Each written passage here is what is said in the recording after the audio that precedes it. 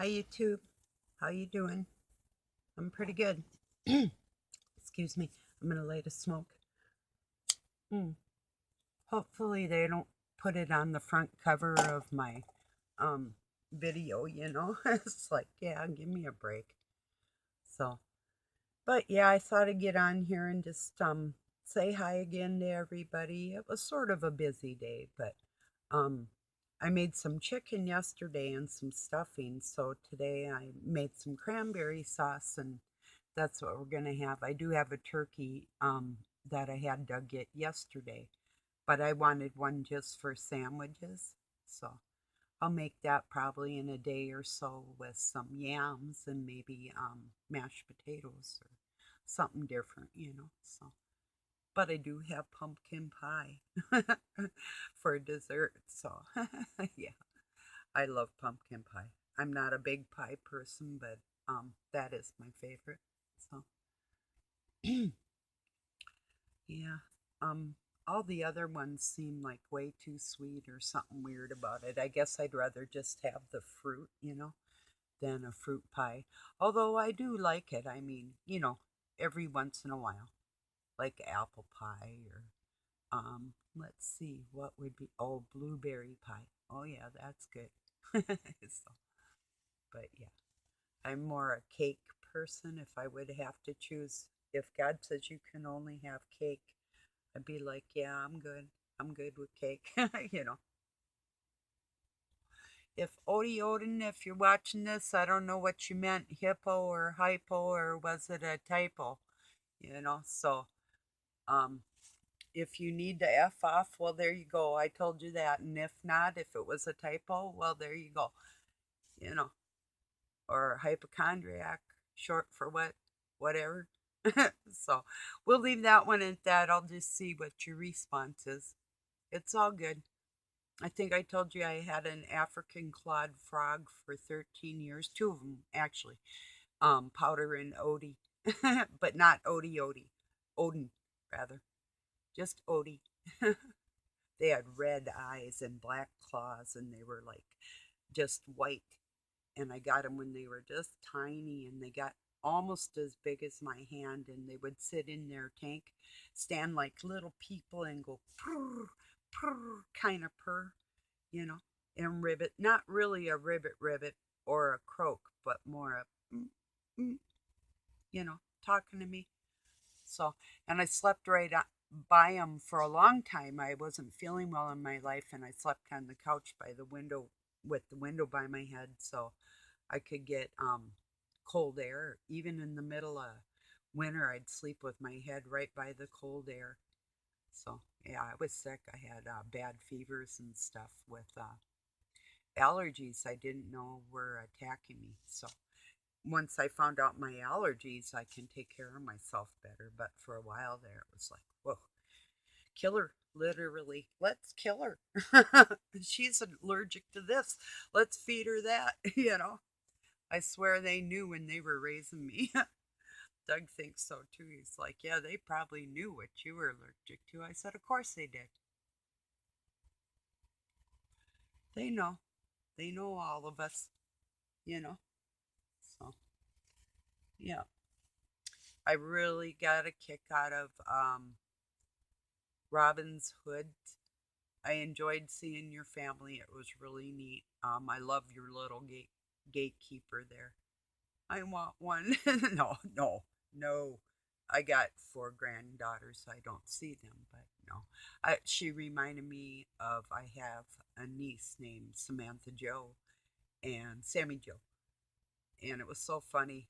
They lived with us for a while, and I go, "What do you want for supper?" And she's like, "Sloppy, sloppy Joes," and just the way she said it, and we'd brush our teeth together, and she was like four, and just I missed her being that age. She's a beautiful young woman, I'm sure. I haven't seen this was a I would call her a step niece. So, but the thing is, and it was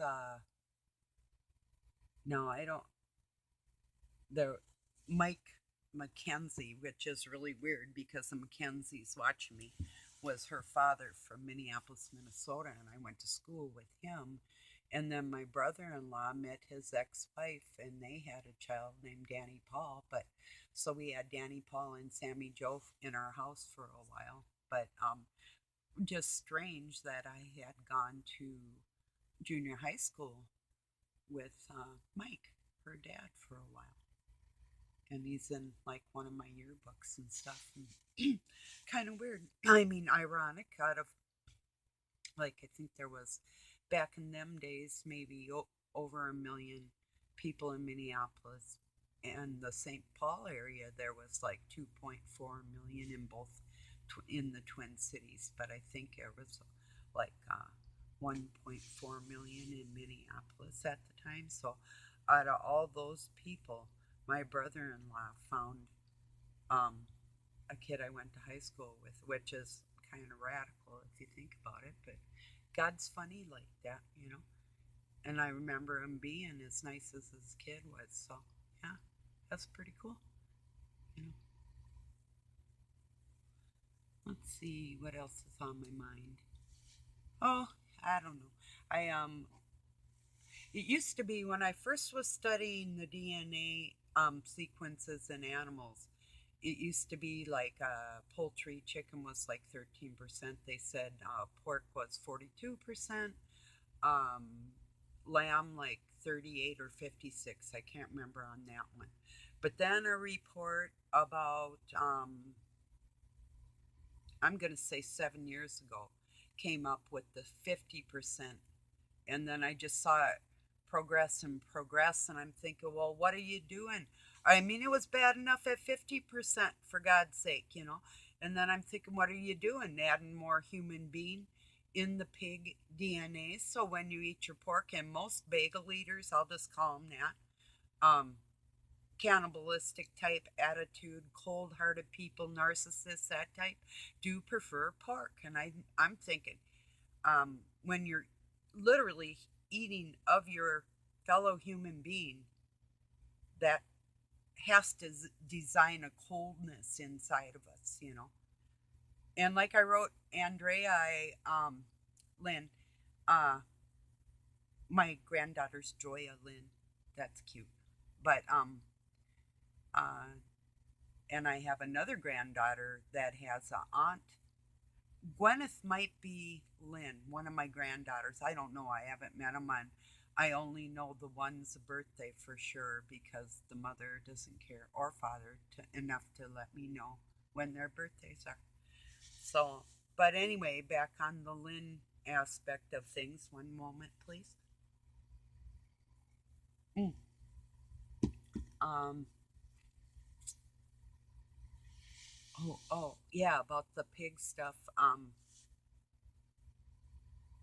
Or was it? Dang it. Oh, yes, I was telling you that I do eat bacon every once in a while. I make it so crisp, it's really not bacon recognizable anymore. And if I have pork chops, I make them, it tastes like pork chop jerky.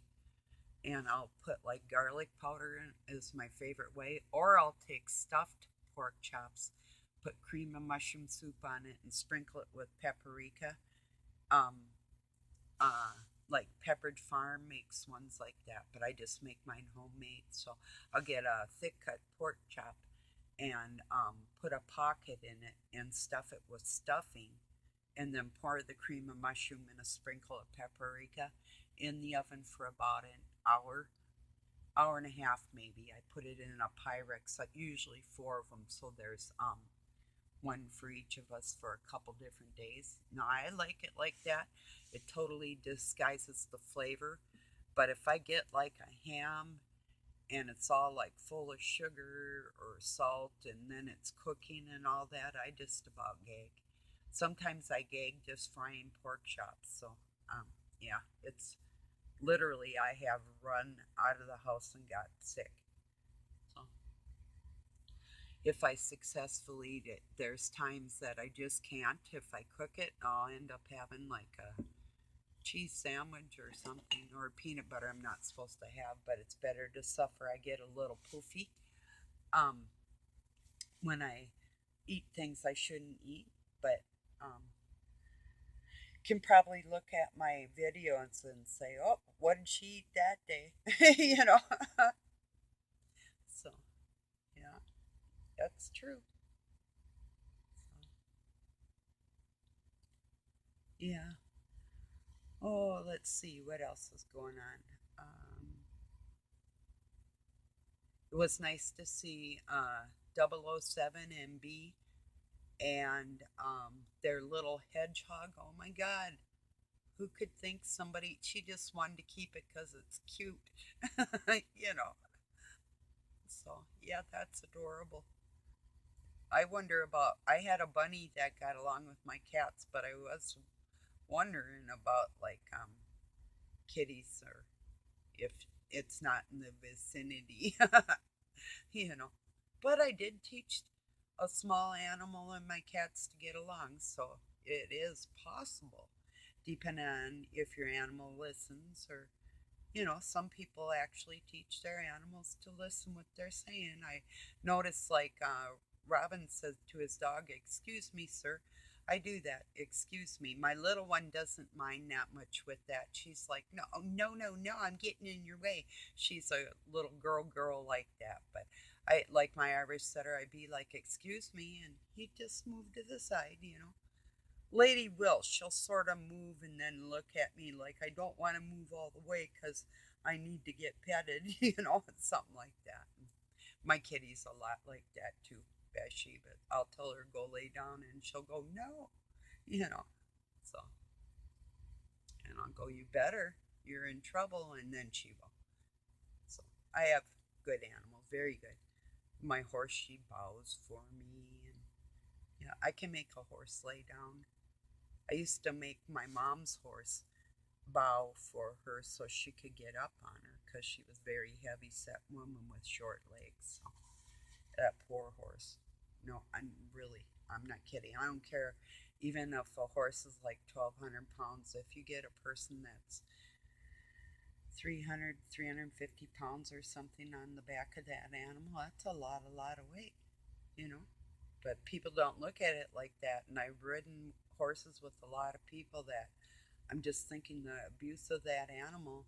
And I always kind of like to ride bareback. And even when I rode saddle bronc and in the rodeo, and I did some bulldogging and stuff. But even that, I was always careful for the abuse of animals, looking out for it, you know. So yeah, just my thing, caring for animals. Ah, I miss my children. No, I'm just kidding. No, I do. I always miss them. Yeah, they're beastie boys. So they can be gentlemen. They were taught to be the utmost gentlemen. Even their dad, I taught him a lot of manners and even table etiquette, even how to act when you enter somebody's home. Different things, different things. Some people just don't know, you know.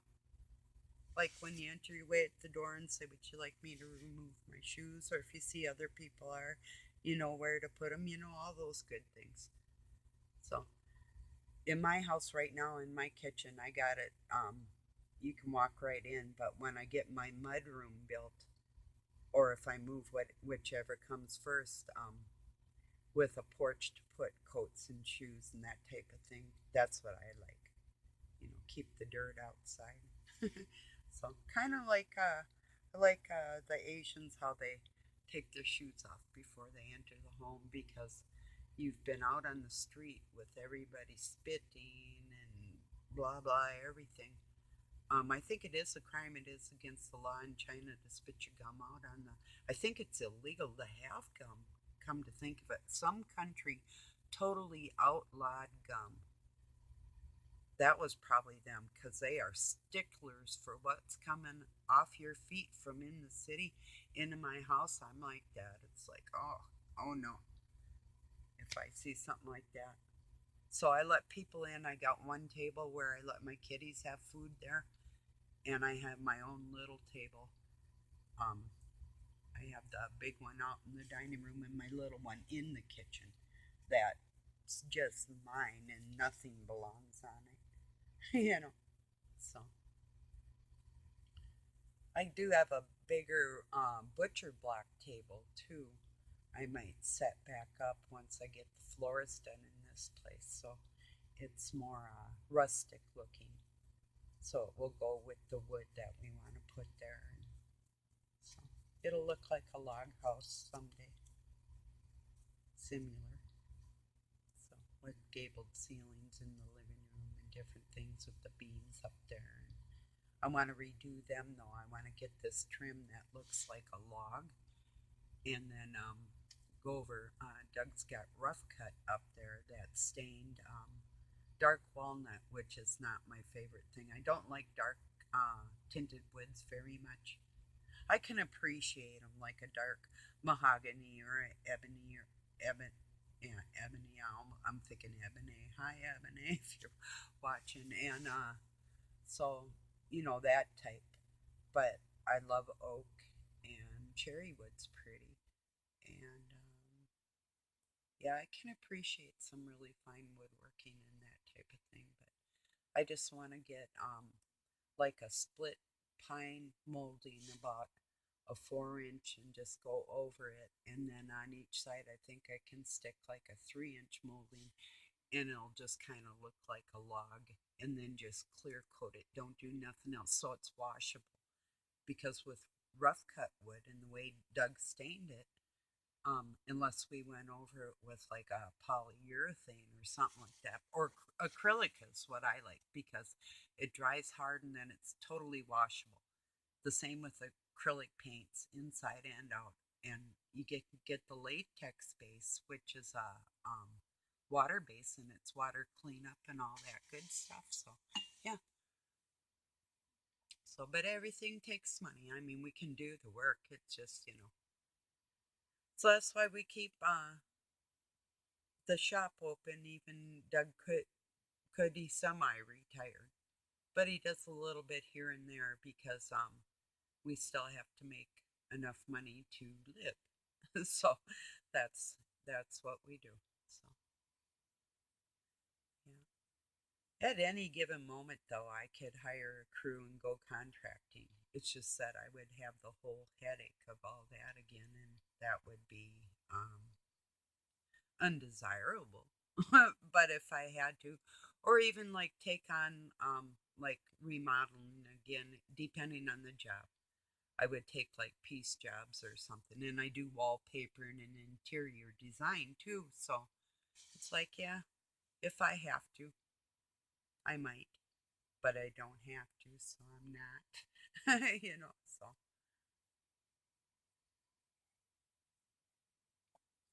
but you know, I figure, well, if a person's busy all day long, normally I get up and I get my work done in the morning. Then I'll take a break and then I hit it again in the afternoon. And then I take a little bit of a break, like right before I take a shower. And then I'm up usually like way late, but I get up kind of early. But today I did sleep in. I thought, the school bus won't be coming down the road, so I might as well lay back down. Because once that rattles everything, I'm like wide awake. So, yeah. Oh, yeah, I did things like feeding my animals. I usually do, getting wood in and that type of thing.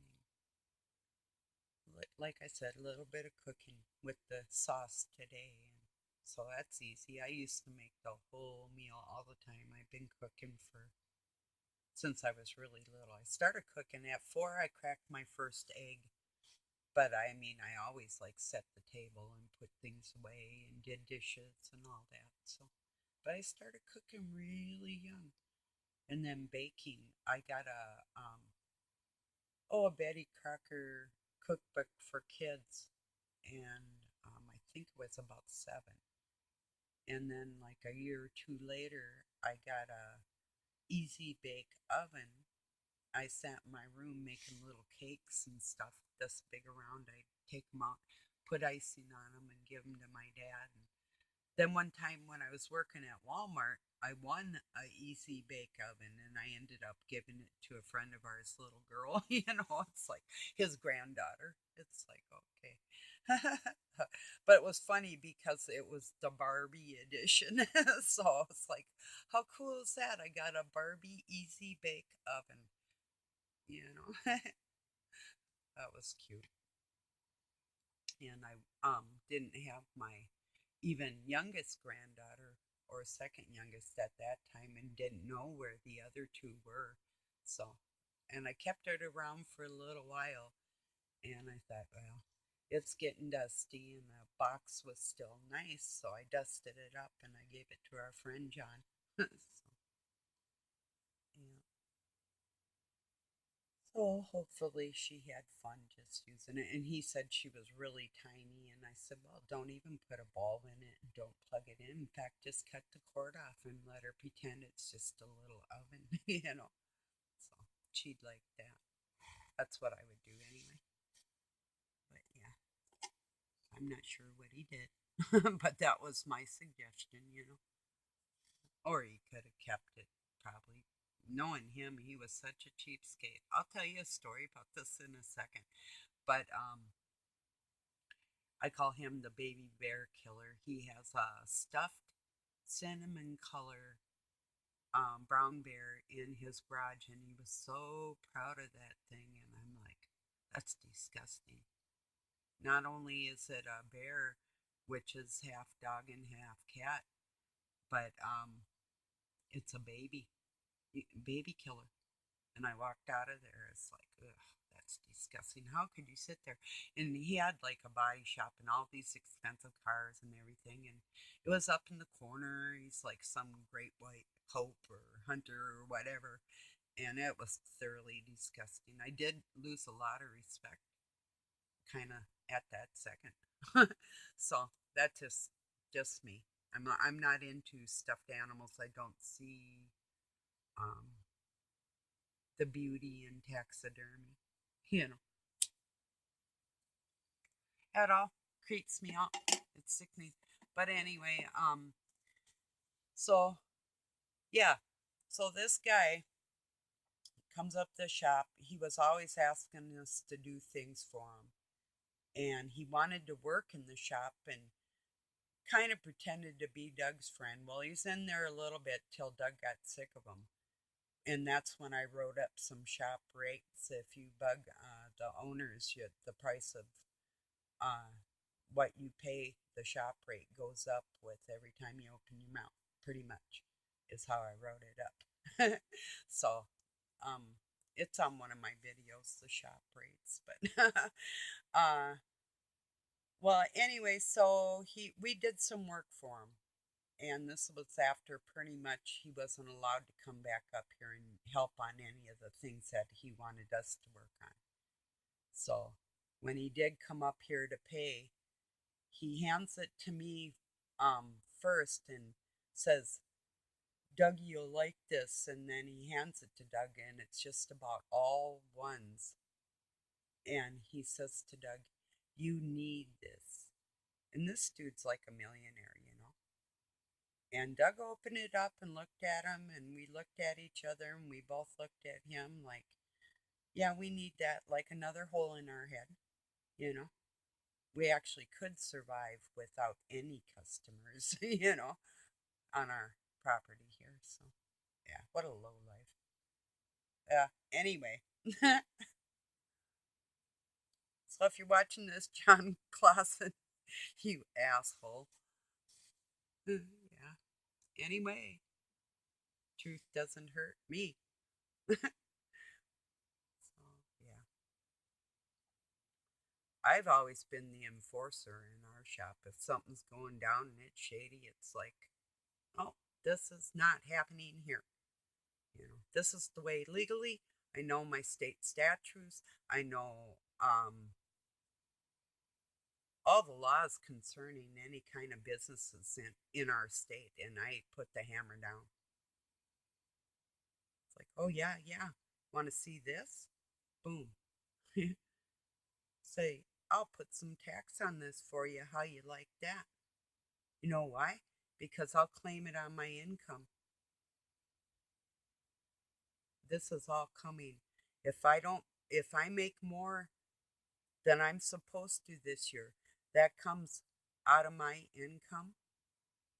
I'll take it out of you, out of taxes. How you like that? You know, or whatever the circumstance. I deal with it.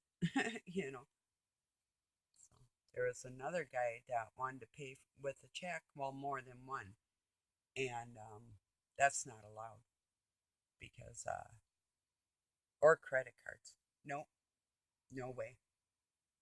Not letting nobody go and push a button and stop a electronic payment, or even if it was put into my bank, then somebody would have my bank numbers. That's not happening. Never. you know. So yeah, there's just certain ways that and we have an accountant. She's really the best accountant that a person could possibly have. And her boss, the guy that trained her, was a friend of ours, worked for the IRS. He said the last time, and when he quit the IRS, he was probably 70 something. The last time, and then he became our accountant, and his best friend was an attorney friend of ours. Um, but anyway, kind of a nice crowd to be around. But for that reason, in a business sense. Well, anyway, so this Roy Scott, this um, accountant, he quit when a little old lady came in trying to scrape up enough money for her back taxes. And all she had was like $42, almost all in pennies. And she was shaking when she handed it to him, put it on his desk. And that broke his heart. He couldn't handle it no more. He cracked. He was like, okay. Um, and he stopped what he was doing there. Kept an office down in the city in Minneapolis, but ended up going up north, moving his wife and him and his her mentally ill son way up north just to be left alone, and became people's like private what am I trying to say? Private accountant. So yeah, for some reason my light was blinking on my phone. It said battery full, and now it's blinking. It's like, what are you doing? Oh, that's okay. But so yeah, um, they were a little odd, these people, but you can't beat a good accountant, especially one that knows what they're doing. I had a IRS, a H&R Block person try to hire me one time. I do my own taxes normally. This one time I took it to um, Roy Scott because, oh yeah, because I was doing work in the body shop at that time. So we both were involved. And what else? There was another reason. Oh, maybe I can't remember what the other reason was. Well, some reason for some proof, maybe for health care or something. Can't remember what it was. But some reason I had to go and get mine done. But Doug and I weren't married yet. But I think it was because we were jointly working. I think that's what it was. But anyway, so you can't, yeah, if you need a good accountant, that's the best thing. But yeah, this H and Black, our Black, we went even to have them check out what they would do with our taxes and whatnot. And they were so shady. I mean, we could get it done like from 50 to a hundred bucks. I think it was like a couple hundred one time. Roy's understudy Jean charged us one time. That much is what it costs. But other than that, H&R Block, they came out with something like, oh, to start with, it'll be like $349 and blah blah blah.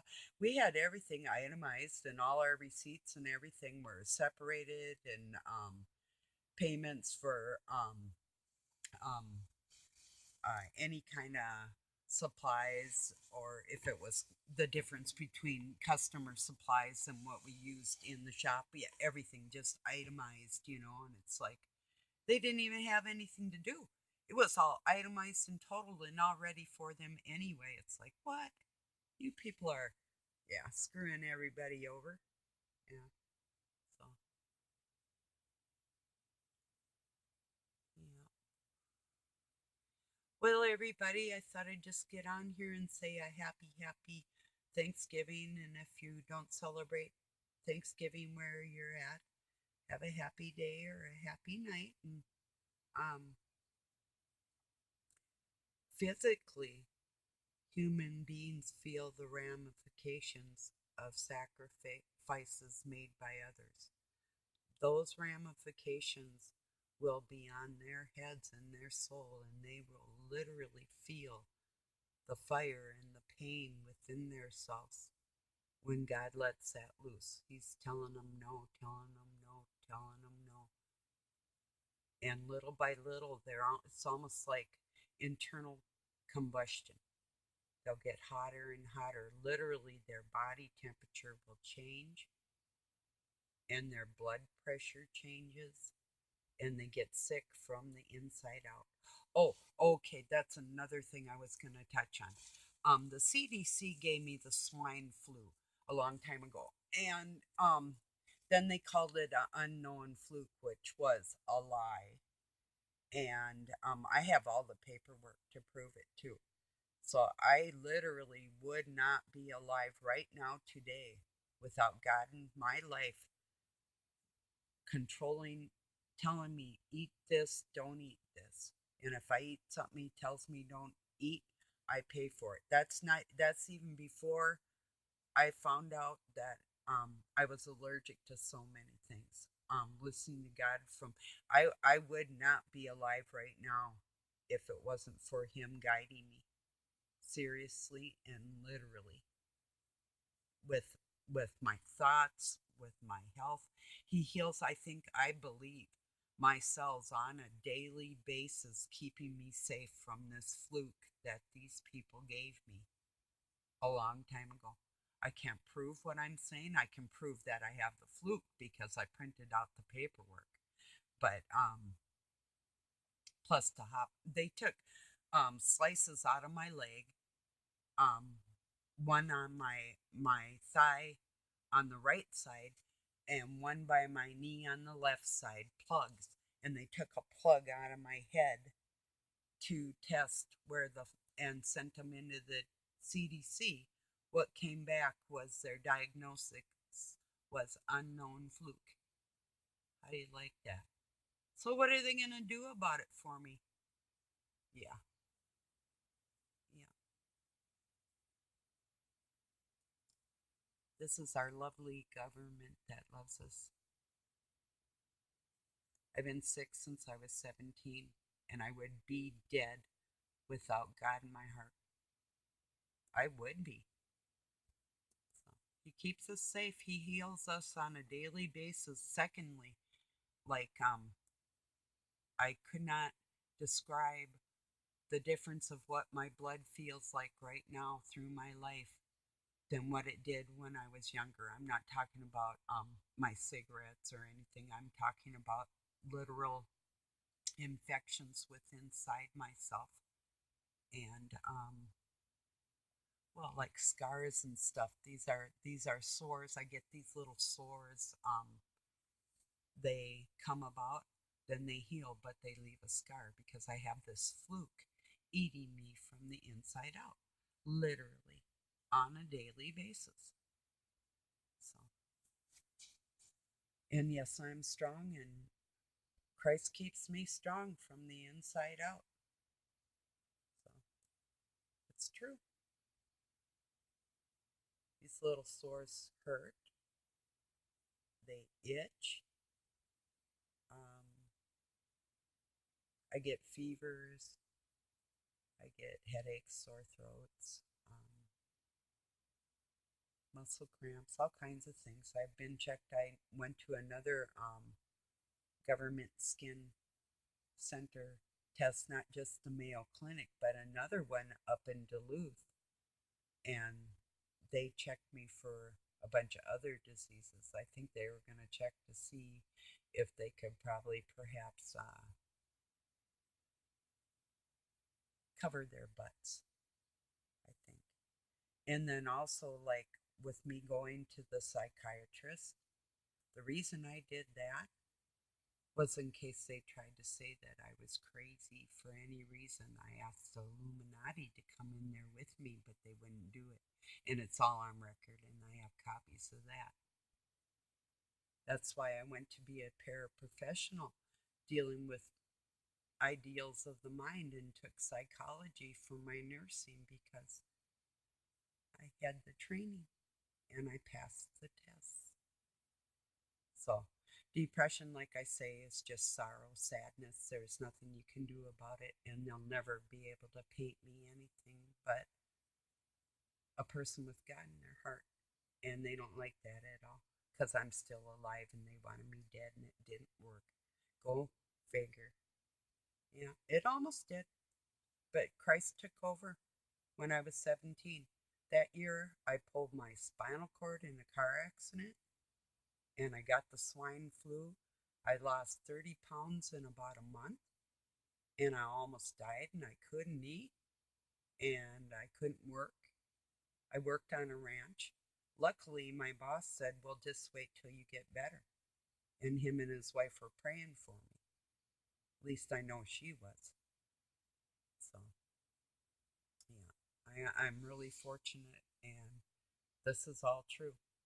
Without me praying and crying out to God, begging Jesus Christ to help me. When my fever was so bad, my head was going to explode from what the CDC did to me.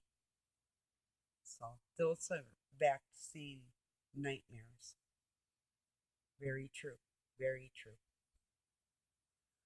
Okay, everybody, I love you very much. Thank you for being here and have a wonderful day, night, wherever you're at. Peace and love from Pine City, Minnesota, USA. Later, Gators.